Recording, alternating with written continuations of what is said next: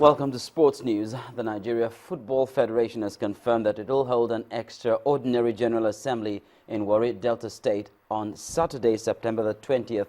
The Federation says the event is the first of two such congresses advised by the World Football Governing Body FIFA to usher in a new NFF Executive Committee. The General Assembly will also elect persons into fresh NFF Electoral Committee and a new NFF Electoral Appeals Committee.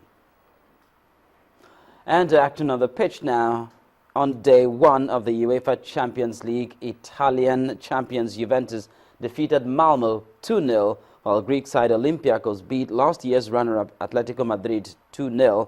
Liverpool got off to a winning start, beating Bulgarian team Ludogorets 2-1. 10-time champions Real Madrid also thrashed Swiss side Basel 5-1 at the Bernabeu.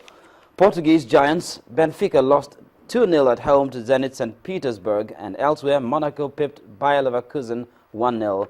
In the most anticipated game of day one, Borussia Dortmund knocked 2 goals past Arsenal, while Turkish giants Galatasaray played a 1-1 draw with Anderlecht. More on that, Bayern Munich manager Pep Guardiola says he expects a tough game against English Premier League champions Manchester City in the UEFA Champions League tomorrow.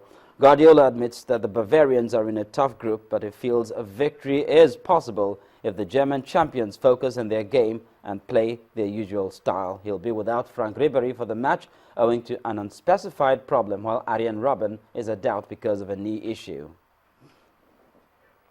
Well, the question of who wins the 2014-2015 UEFA Champions League has begun with 8 matches played in the group phase on day one. Football fans will be closely monitoring the 32 teams from Europe who will be participating in the competition. And this report takes a look at the contenders and dark horses in this season's edition. It began in 1954-1955 with about 19 teams entering for the competition. Real Madrid won that inaugural edition.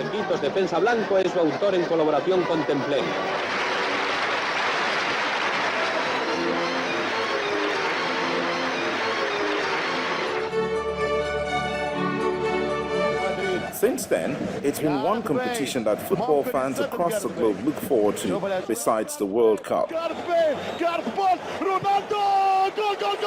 32 teams are taking part in this edition, but notably absent this season are old favourites AC Milan and Manchester United. Both teams are responsible for 10 titles between them.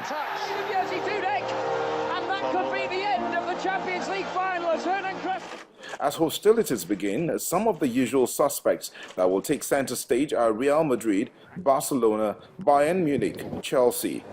They are considered top contenders, having recorded recent triumphs in the competition.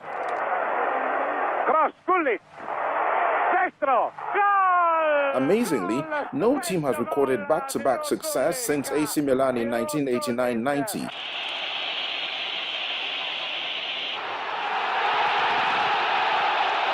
So, who will surmount the Berlin Wall with about £50 million prize money attached to lifting the trophy?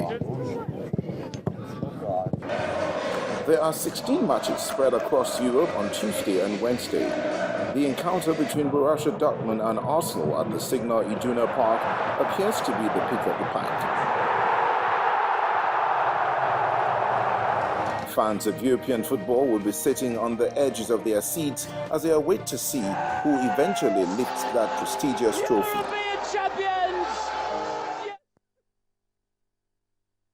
That's it on Sports News. Ijoma will be back shortly with the rest of the news at 10.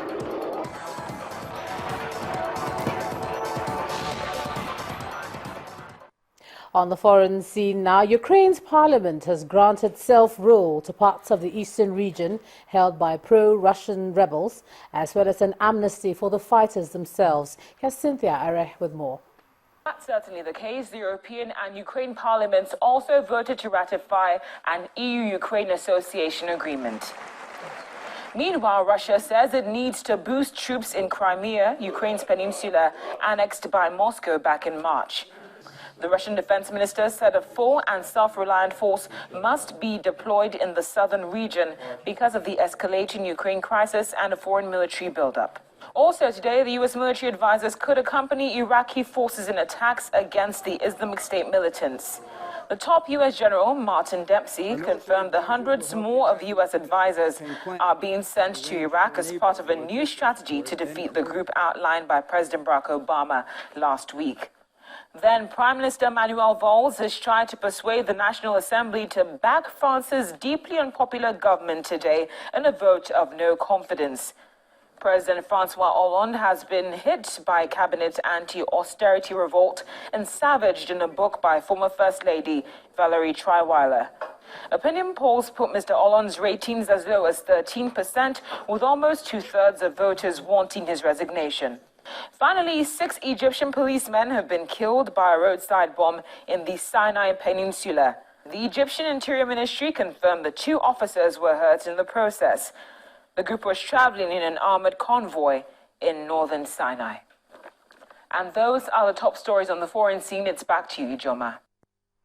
Well, thanks a lot, Cynthia. And the main news again. The South African President Jacob Zuma has said that 67 of his country's citizens were among those who died in the collapse of the Synagogue Church of All Nations building in Lagos. The National Assembly has called for stronger action against Boko Haram.